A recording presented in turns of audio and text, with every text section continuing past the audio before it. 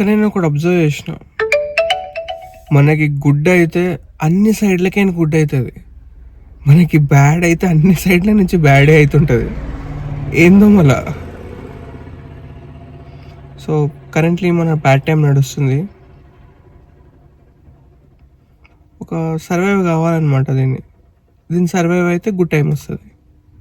అంటే ఇట్లా phase change అవుతూ ఉంటుంది అనమాట.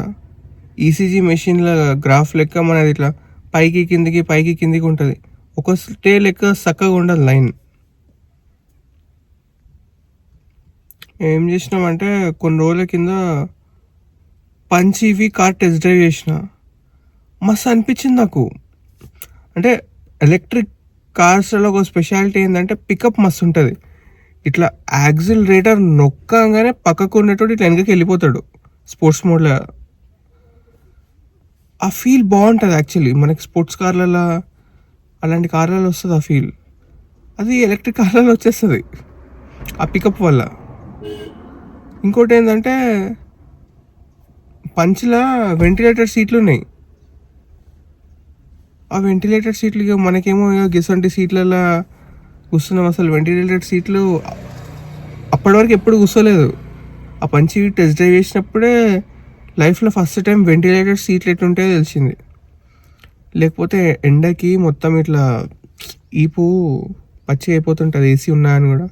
ఈ కార్లో ఏసీ ఎట్లుంటుందంటే ఎండలు ఏసీ పనిచేయదు, సాయంత్రం పనిచేస్తుంది లేదా రాత్రి పనిచేస్తుంది. కానీ చలికాలం పొద్దున్న పూట పనిచేస్తుంది, కానీ ఎండాకాలం పొద్దున్న పూట గీ ఇండిగోలో పనిచేయదు. కాబట్టి అట్లా అట్లా బంప్స్ చల్లగా అవుతుంటే మస్తు అనిపించింది. అరే తీసుకోవాలి అనుకున్నాము, కానీ కుదరలేదు. ఎందుకంటే దాని డౌన్ పేమెంట్ 2 లక్షలు ఉంది.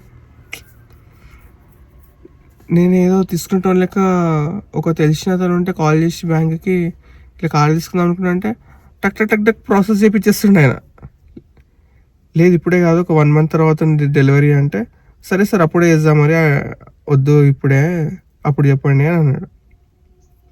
తర్వాత చూసుకుంటే మన దగ్గర బుకింగ్కి 10,000 కట్టాలి, అదే లేదు.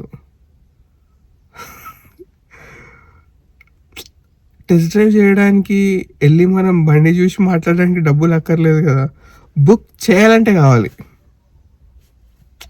నేను ఇట్లనే అడిగిన నా వైఫ్కి ఒక ఒపీనియన్ తీసుకుందాం ఎందుకన్నా మంచిదని. నీకు నచ్చిందా పంచ్, ఓకేనా అని అడిగిన.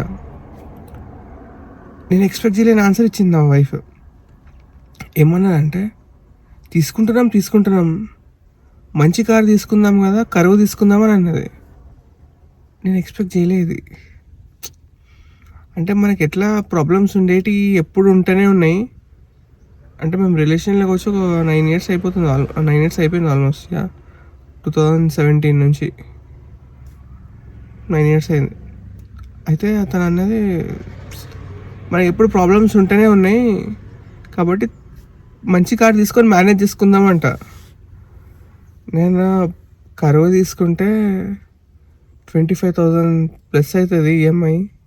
మనం పంచి తీసుకుంటేనే 15,000 to 19,000 అవుతుంది.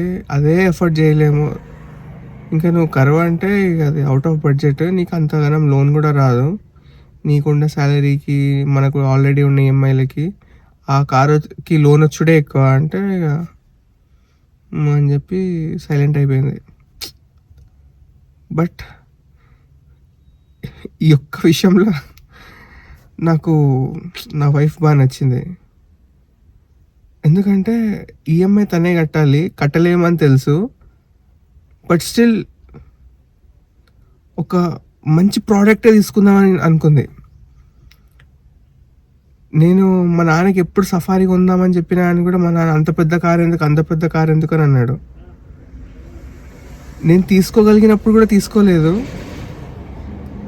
ఇప్పుడు అసలు కారే తీసుకోలేని పొజిషన్లో ఉన్నా.